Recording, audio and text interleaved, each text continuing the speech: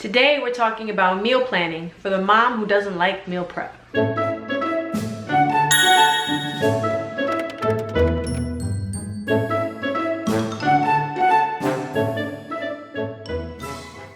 Hey guys, it's Fonnie from Mrs. Mom's Homeschool and welcome to my channel. If you're new to my channel, I am a homeschooling mom of 3, 2 of which I homeschool. I make videos on homeschooling, day in the lives, motherhood, preschooling at home, and things along that line. Between taking care of the kids, chauffeuring them back and forth to their activities, helping my daughter with her homework, cleaning and cooking, making meals, doing my few businesses, having social activities, spending individual time with all of my family members, the last thing I have time for is to set a day aside to freeze a bunch of meals. Don't get me wrong, I admire all of you mothers who do this. I wish that I could.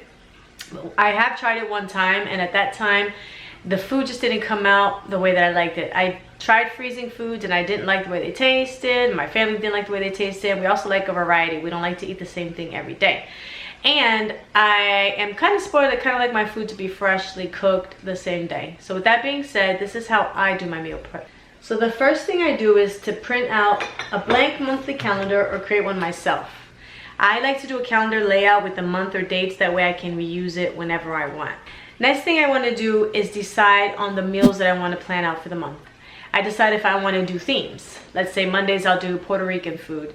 Tuesdays I might do Taco Tuesday and Mexican food. Wednesdays I might do Italian food. Thursdays I might do Southern comfort type foods. And then Fridays we might take out, or my oldest daughter might cook.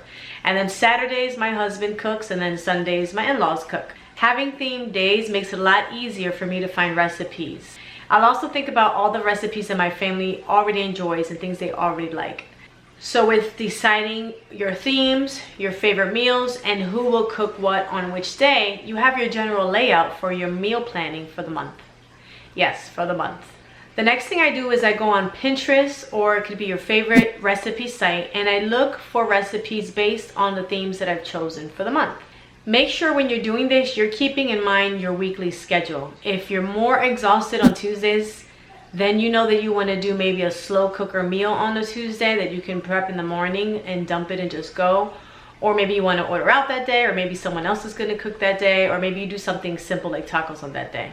Having your weekly schedule in mind makes the planning a lot easier.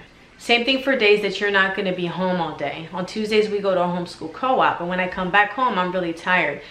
Sometimes we go straight after school, we have MMA, and by the time we get back home, it's dinner time. So for me to cook, the kids end up snacking. I cook dinner, it's late, then no one ends up eating it because they've already filled up on snacks.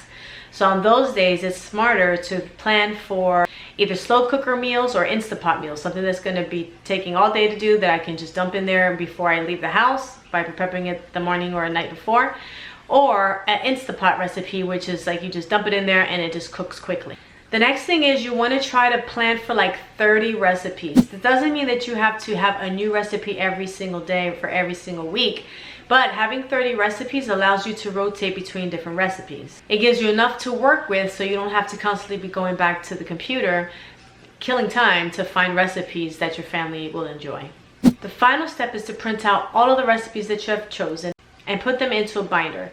I would also write on a calendar that you printed out what meals you're going to be eating for that day. Next step is to prep your meals for the week. That way, the weekend before or whenever you do your grocery shopping, you can get all the ingredients that you need for that week. For me, this saves time going into my Pinterest folders and digging for the recipes every day as I'm trying to find the recipe that I pinned, or trying to look it up on my phone and then getting distracted by text messages and stuff. So printing them out helps me to have them in front of me so that I can just go ahead and make my recipe. I hope this was helpful for you. These are really simple ideas of how to do your meal planning. How do you guys do your meal planning? Do you plan meals for the week and batch cook? Does that work for you guys? Put it in the comments below. I'd love to hear back from you guys. Thank you so much for watching. Make sure you check out our series on getting your home to run on autopilot, where we talked about chores, to-do lists, routines for your children, morning and nighttime routines for yourself. We've talked about meal planning today, and this series will be ending probably next week. So thank you guys so much for watching. Check out that video right here, and I will see you guys next time.